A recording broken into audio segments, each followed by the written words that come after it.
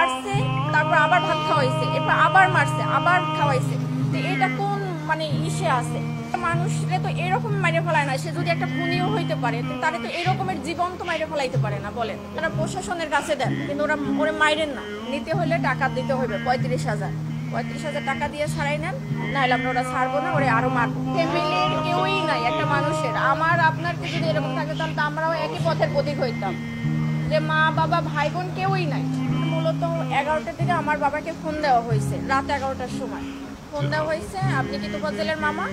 তখন আমার আব্বা ধরছে যে, তখন বলছে যে তোফাজ্জেল এরকমের আমরা ওরে আটকাইছি, এই হলে আছে এখানে, এখন ওকে মানে নিতে হলে টাকা দিতে হবে 35,000 টাকা দিয়ে ছাড়াই নেন, নাহলে আমরা ওরা ছাড়বো না, ওরে আরো মারবো। তখন আমার আব্বা বললো যে আমি তো গ্রামের বাড়িতে, আমি কিভাবে করবো। তখন আমার আব্বা আমাকে ফোন দিছে যে তুমি একটু কথা বলো, তোফাজ্জেল নাকি এরকমের মানে উনি ওর হলে এরকমের কথাবার্তা অসঙ্গতি পাইছে, এই জন্য ওরে ধরছে, ধইরা ওরে মারতেছে। তখন আমি ওই লোককে ফোন দিছি যে ভাই এরকম আমি তোফাজ্জেলের মামা তো বোন, ওরে কেন মারতেছে? তাও বলতেছে যে ও আমাদের হলে ঢুকছে বা করছে। তা আমি বলছি যে ভাই দেখেন ও পাগল মানুষ, ও যদি কোনো একটা অন্যায় করতে করে তাহলে আপনারা প্রশাসনের কাছে দেন, কিন্তু ওরা ওরে মাইরেন না।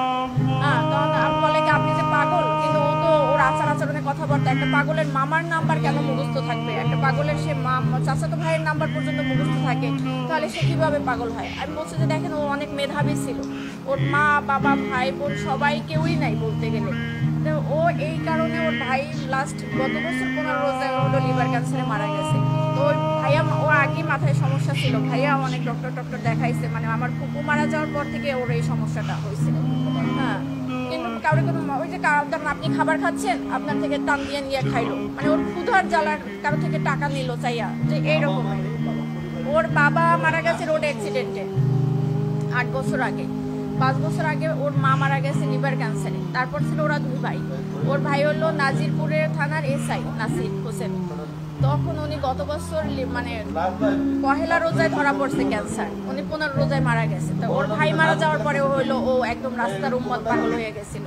তারপর আমরা অনেকবার ট্রাই করছি ওরে পাবনায় নেওয়া ডক্টর দেখানোর জন্য বা করার জন্য, কিন্তু ওরে মানে ইয়ং তো, ওরে ধৈর্য বাইকটাও রাখার মতো ওরকমই না। একবার শিকল ভাইকেও ছুটে গেছে, যে নিনকে আমরা সকালে পাবনায় নিয়ে যাব।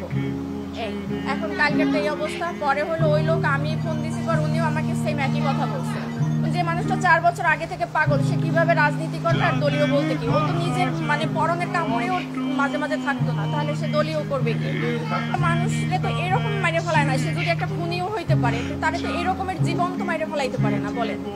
এটা কোন আইনে আছে আর কোথায় আছে?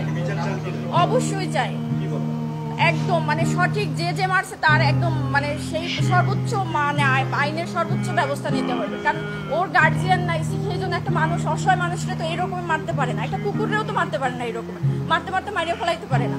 সে মারছে, তারপর আবার ভাত খাওয়াইছে, এরপর আবার মারছে, আবার খাওয়াইছে। এটা কোন মানে ইসে আছে? সে যদি কোনো একটা অন্যায় করতে পারে বা ওরা কথার অসঙ্গতি দেখায় তো তারা সন্দেহ করছে, তাহলে তাকে থানায় দিয়ে দিত।